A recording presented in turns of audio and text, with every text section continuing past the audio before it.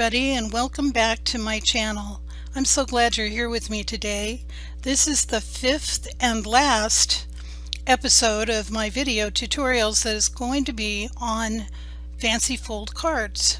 At the beginning of this time, I had been so busy working with Altenew and doing everything Altenew. I didn't have time for anything for about the first 6 months of this year. Then I went on vacation, and now I'm just taking the summer off to do different things. And one of those things was that in that first several months of the year, I had all kinds of kits and other pattern papers and things that I got that I thought were so pretty, but I had no opportunity to use them. So this whole series of 5 episodes of videos have all been about how to use my stash and how to just use my stash of pattern papers and these kits without using anything else. No additional stamping, no additional techniques. The reason for doing this is because it's also a very good way for beginners to start making cards when they don't have to feel overwhelmed and defeated when they start making cards and they tackle techniques that are too hard for them.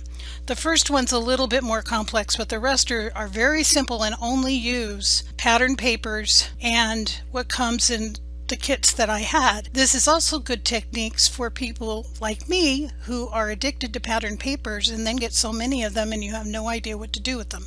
So hopefully there's something in here for everybody, and I just wanted to show you these cards that come from the first 4 videos. This first one is a die cut gatefold card, so we made a belly band for it. You take it off and then the card opens up like this and then opens up like this where you can write in it. So this is on the first video. Let me put the belly band back on. That's video number 1. Number 2, we made 2 collar fold cards like this. Aren't these pretty? They're so pretty. I really like them. And again, these were made simply from a Spellbinders kit that I think is named Beauty is Everywhere. I tell you on the tutorial. And it's just so pretty, and these are easy to make, but they look gorgeous. Then in the third video, we did a technique where you can actually pull the card looks like this, and then when you open it like this, and the circle comes out of the middle, and then you can write on it. So I called it a pull-out circle card, and again, it's all made just with elements that I had, and ephemera and paper, pattern paper. This is the second one that I made, trying to use something other than pastels. It's a summer one. I've got sunshine on my mind. So it closes like this, and then when you open it, it looks like that. And then the last one that I made is a trifold card that's really fun to make too, and I made this with the Simon Says Stamp June 2022 kit. It has all kinds of pretty lemons and beautiful butterflies in it. And this also has a belly band, and you take it off and it opens like this. Whoops, I had some removable tape in here to take a picture of it, and it's still there. Okay, it opens like that. And then it folds like this, and you put the belly band back on. Again, super easy to make. Very easy, but it looks complex and it's impressive. And you know, if you're a beginner, to make a card like this, it's super easy, but it looks so great. That gives you confidence. So if you are interested in learning about how to make any of these fancy fold cards, just look in the playlist on my channel for fancy fold cards, and they're all there, and there's 4 of them. So today we're going to do number 5. And today we're going to learn about the triple diamond stand-up card, and so let's get started. So here is the sample that I made for you, and you can see there's 1 diamond, 2 diamonds, and 3 diamonds, and it stands up like this, which you can't really see in my camera, but it stands up on end like this. And so the recipient can stand it up, and it's got 3 diamonds that are alike in their themes. and they just stack on top of each other, so this makes a 6-inch card. Now, I made this card out of a scrapbooking kit by Cartabella called The Great Outdoors, and this was something I had bought because it has fish and outdoors, and we live on a lake in Alaska, and I thought I can make my husband a card out of this for some reason, and in fact his birthday's coming in September, so I might just use this card for his birthday. But of course these scrapbooking kits come with 12-inch paper, and to make a 6-inch card you have to have a base starting with a 12-inch piece of paper. And you know, a lot of us who are card makers don't really all the time have scrapbooking paper. We may, but we may not. And so I thought, you know what, most of us use 8.5 by 11 paper, and I wanted to figure out how to do that. But you know what, I looked on YouTube, and 99% of every YouTube tutorial that I saw uses 12-inch paper as a base and makes a 6-inch card like this. So, oh, and I didn't show you the back. There's the back where you write on it. I put a little buoy that says "Get Outdoors," and then it opens up again like that.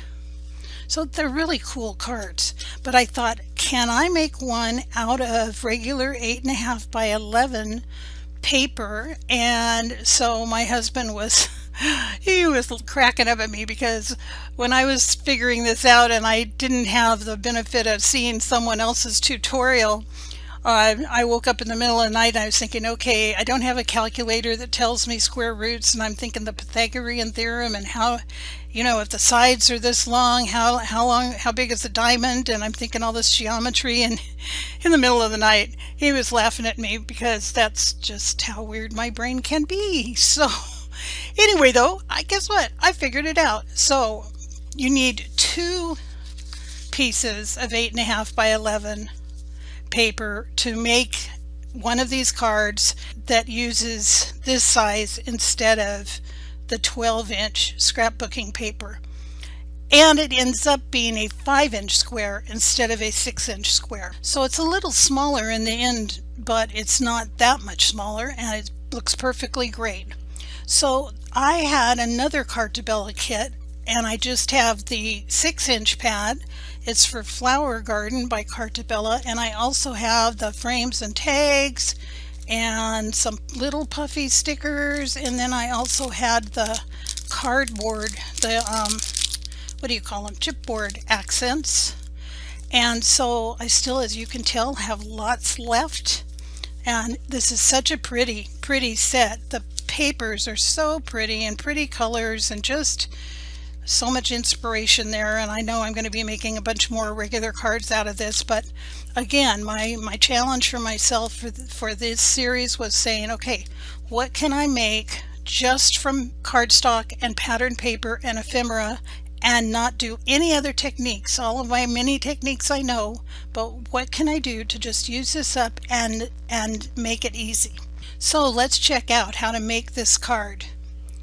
We're going to start with these 2 pieces that are 8.5 by 11, and what we want to do is end up having 2 pieces that are 5 inches by 10 inches, and this is the secret.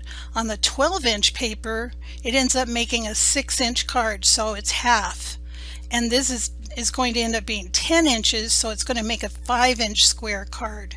So I'm going to get my paper trimmer and bring it over, and we're just going to trim these 2 pieces. You won't believe how easy this is to put together. I'm going to trim both of these pieces down to 5 inches wide by 10 inches long. So I'm going to pull out the little extra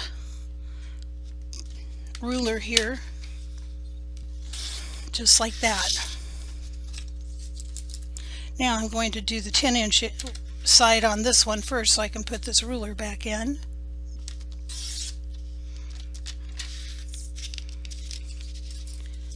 We'll put the ruler back in. Okay, 5 inches. And there we go. Now we have our 2 pieces that are the same size, 5 by 10. And I'll put all these measurements on the video when I edit it, and also I will put down below in the information when you click on more underneath the video, I'll put all the measurements both for this size and for the 6-inch size, so that you can do both if you have some of the 12-inch scrapbook material at home. So the next thing we're going to do is we're going to mark halfway down this edge, the short edge. So half of 5 inches is 2.5 inches, and I'm just going to mark it here. I could actually use my grid right here, but I have a ruler too. So 2.5 inches is right there, and I'm going to turn it around and do the same thing on this side. Let me move it down there so you can see it better.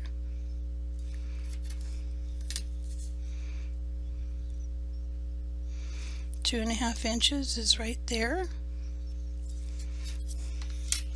We'll do the same on this one.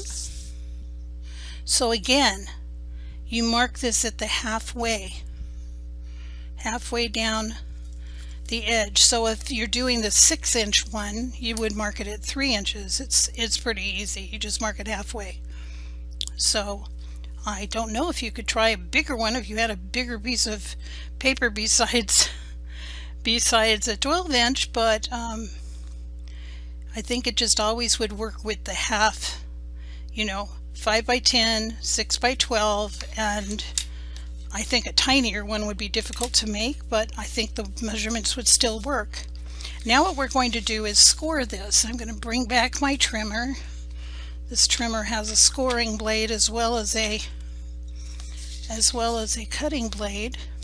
So we're going to score this 3 times, and for this it's going to be again a 2.5 inch score. So we're going to start here on the long side. There's the 2, there's the half. This is my scoring blade. Score it pretty well there. Now we're going to do it at 5. So every 2.5 inches. And then we're going to do it again at, I'm going to turn it around so I don't have to open that other ruler, go back to 2.5 inches. So basically this just cuts or sections your paper into fourths, because 10 divided by 4 is 2.5. Okay, so I got one done. Now we're going to do the other one. 2.5, and again this would be scored at 3 if you were doing the 12-inch long one, because it's into fourths. So 4 into 12 is 3, so you'd be scoring it at 3 inches on the long one. And this is at 5.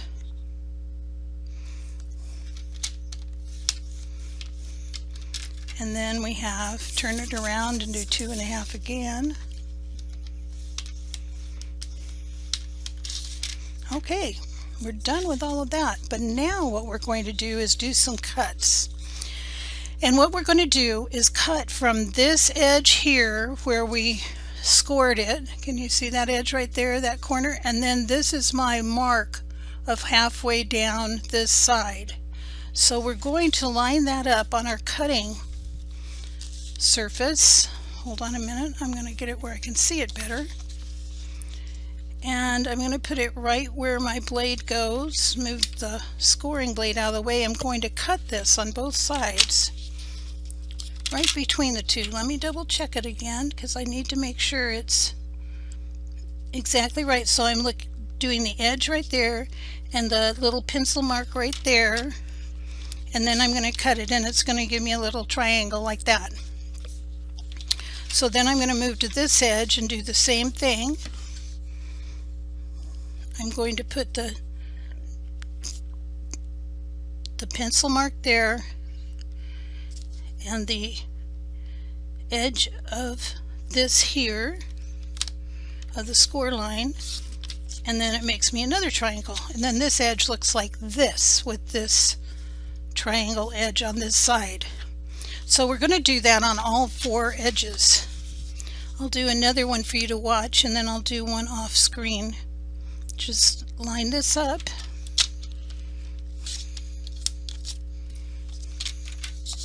And line it up again. Here's the score line, and here's the little pencil mark. Just like that. So I'm going to pause the video a minute and I'll be back after I cut the other piece. Okay, I have gone ahead and cut the edges on all 4 sides of these, and now we're just going to fold them on the score line. So on this top one, I'm going to fold it in like this, just like this. I'm going to take my, so it goes like this.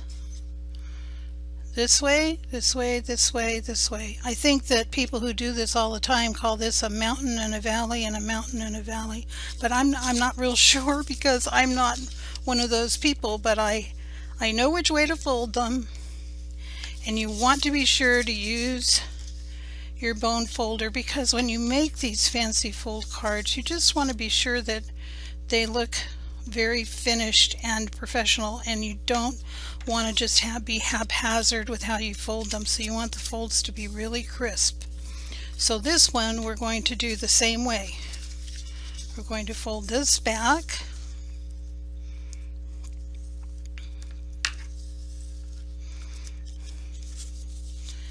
and then like this,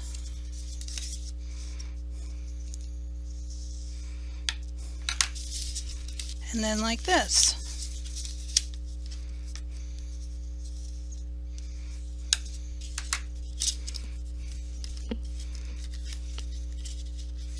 Okay,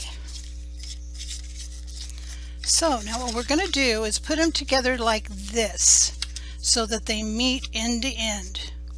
And then what I'm going to do is I'm going to flip it. This is just my thing here because you want them to meet right in the middle and you want it to be exact. So I put a piece of removable tape back here just to kind of keep them exactly where I want them to be, because then you're going to flip it over to the other side and there's your first diamond. Now I have gone ahead and picked elements to put on here simply because I didn't, well, okay, 2 reasons. One, I didn't want you to have to sit through with me doing it, but the reason for that is because it takes me forever and a day to pick these elements out, and you would have been sitting on this video for 2 hours with me trying to figure out exactly what I wanted. So there you go. I just saved you a bunch of time. So here's the first one, and what we're going to do is glue it down to both of these, and that is what's going to join these 2 pieces of cardstock together.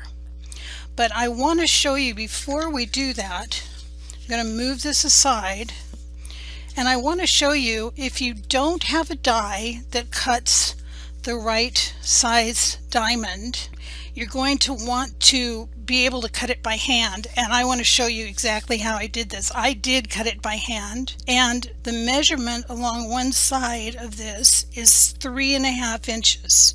So our scores on the cardstock are at 2.5 inches, and the sides of this square are 3.5 inches. You can see right here, if I put it down there, it's 1, 2, 3.5. But they're on the diagonal, so that makes it a little bit interesting how you figure that out. So what I did was I just took my ruler and my pencil again, and this is a 5-inch square, so I took a piece of the 6-inch square pattern paper that came from the pack and I cut it down to be a 5-inch square. And then what I did was I just marked, you want to put it with the way you want up, so I wanted this at the top so of the diamond, so I'm measuring 2.5 inches, kind of just like what we did on the ends of the other cardstock. 2.5 inches, that's half of this. If you were making the bigger one, you would make it 3 inches. 2.5. Remember, you can erase all these pencil marks later. And 2.5. Go to the end there. Okay, and then you're just going to take your ruler and mark between them to do the sides of your triangle, or I mean your diamond. And if it's right, you can see this starts at 1.5 and it ends at 5, so it's 3.5. So that's all you have to do is that, and then come over to this side and find the right mark.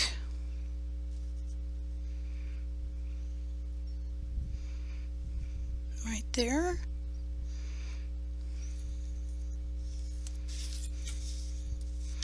And then draw between these two.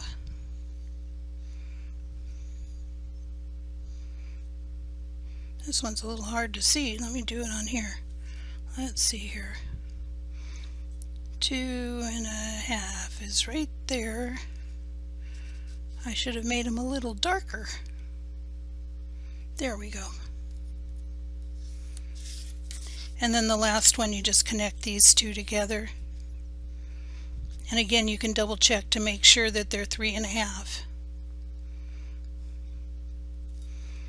Just like that.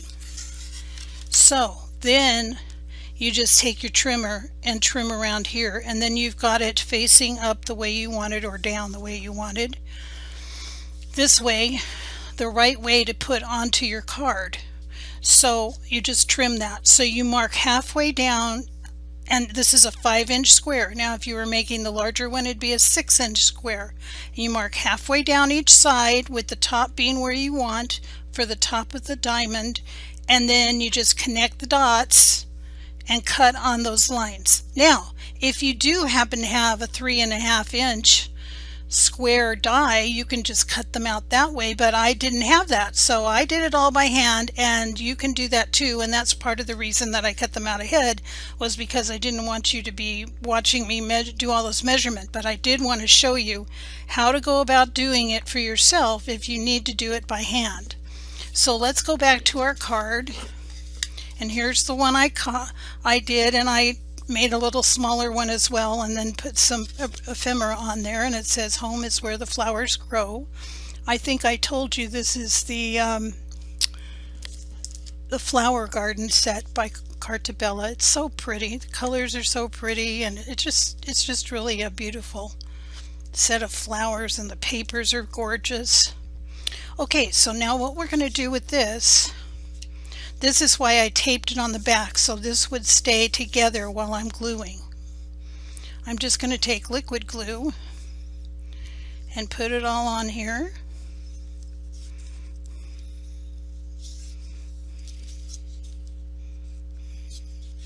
All the way around. And then I'm just going to take my diamond and put it right on top of it and glue it right on the edges to make the diamond, and then I'm just going to hold it there for a minute while it sets.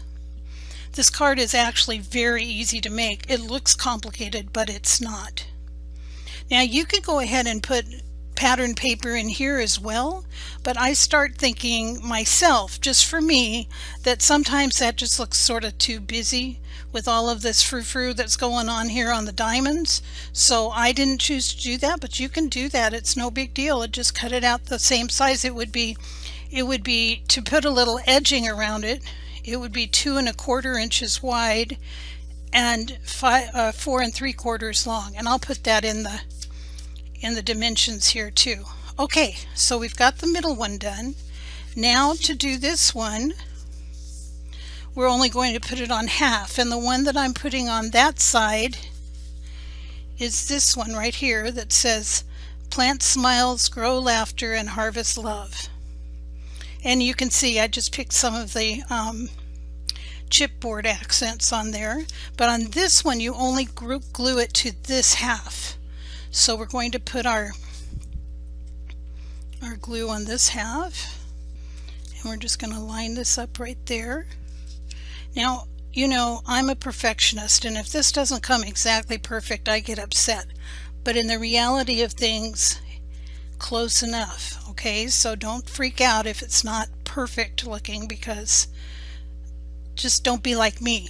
That's what I would tell you. Don't be like me. I'm trying to get rid of my perfectionism and realize art is art and handmade is handmade. So I don't know if I ever told you the story. I'm going to go ahead and glue this one now. This one says, life is better in the garden. I don't know if I ever told you the story. My children, both of my girls, used to be on swim team for years and years and years, and I was, I need to erase this up here, and I was on the swim board, the pool board, for umpteen years. And so one of our fundraisers was a craft show every Christmas, and everything, to be accepted, you had to have handmade items. And so, boy, I think I need to do this with my bone folder too a little bit more. So the thing is that I was in charge of signing up all the crafters and approving them for the show. And we lived in a little tiny town in the mountains up by Lake Tahoe in the Sierra Nevada. We didn't even have a stoplight in our town, so I mean, this was the big event for the whole community, you know. It wasn't like living in a big city. And so I was in charge of choosing these crafters, and the one thing I noticed, and why we kept it being handcrafted, was that, you know, some person could have put all their time and effort into making Christmas ornaments and making them all look alike. But if you held two up next to each other, because they were handcrafted, there would be some slight difference in each of them, because when you're handcrafting, that's part of the whole beauty of handcrafted items, is that they're not all cookie cutter machine cut items. And so, you know, and you don't want that. So I just, you know, I have to tell myself that when I'm making cards, that wait a minute here. The whole concept of handcrafted is to be unique and have each one be unique. So there's our 3 triangles right there. Now let's see if they fold over each other the way they're supposed to. Just like that. Look at that. So you can decide, they can go either way. You can decide which way you want to be in front, just like that. Now on the back, I'm going to open it up flat again so that I can have the back flat. You don't have to put anything, but this is the area where you would write on your card.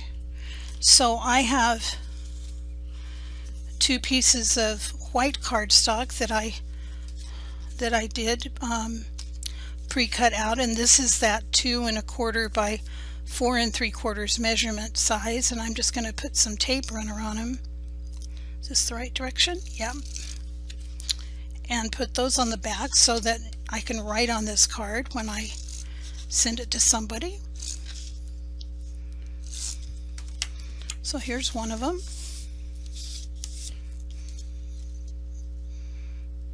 Just put it right there. And then here's the other one. And believe it or not, we're done. Now, of course, I did this all ahead of time because I didn't want to have the video that long. But you could do anything on these, of course. If you're working in a regular environment, you could stamp beautiful flowers on them. You could do all kinds of things. Watercolor the diamonds with different images. There's so much that you can do, but I just wanted to show you the basic construction. Now I picked out this little piece of ephemera to go right there on this so that it won't be completely blank, and it'll look nice on the back as well. I'm going to add, even though this is sticky, I'm going to add some glue to it so I can move it around, and also so it won't come off. I don't really trust stickers a lot. This is a cute little flower cart. Isn't that cute? So I'm going to put that down there, and I'll write over here. Okay, we are done. So this is going to stand up just like that. Can you see it? And then when we close it, Let's see, I don't know which one I want in front. They're both so pretty. So there you go. That's as easy as it is. It really is easy once you get going. And like I said, the hardest part is picking what you want on here. It's just that for this time and this video tutorial and this series, I wanted to make sure that there was a way that people who didn't have all of the skills and techniques and didn't have access to a lot of materials could still make beautiful cards like this. So that was the purpose, and I think we've certainly done that now for 5 videos. So we're going to move on to something next time. Here's the 5-inch card, and here's the 6-inch one. This one started with the 12-inch scrapbooking paper, and this one started just with regular 8.5 by 11 cardstock. So I really hope you'll give this a try, and I also really hope that you'll join my Facebook card making community. I am so blessed by how wonderful the people are who belong to it. We have about 530 something members at this point, and everybody can post, everybody gets encouraged, everybody inspires each other. I'm in there every day trying to help people and inspire people, and me getting inspired by what everybody else does. And we have all levels of card makers in there. It makes no difference if you're a complete newbie or you're an expert. We would love to have you. So again, the link to that will be down below, and I will be back in about 2 weeks, because in 2 days my grandchildren that live in California are coming, 3 of them with their mom and dad, and I haven't seen them for 3 days. I haven't seen them for 3 years because of COVID. I have 3 other grandchildren that live here in Alaska, but these 3 from California I haven't seen for 3 years. So I am going to be taking some time off card making just to spend time with them. But when I come back, I'll be doing something different. So this is the end of this series, and I hope you've enjoyed it, and I hope that you will make some cards and come to my Facebook group and post them for me to see and to be blessed by what you've done. So thank you so much for joining me. Thank you for watching my tutorials. I really appreciate you, and I hope you have a great 2 weeks. I'll see you next time.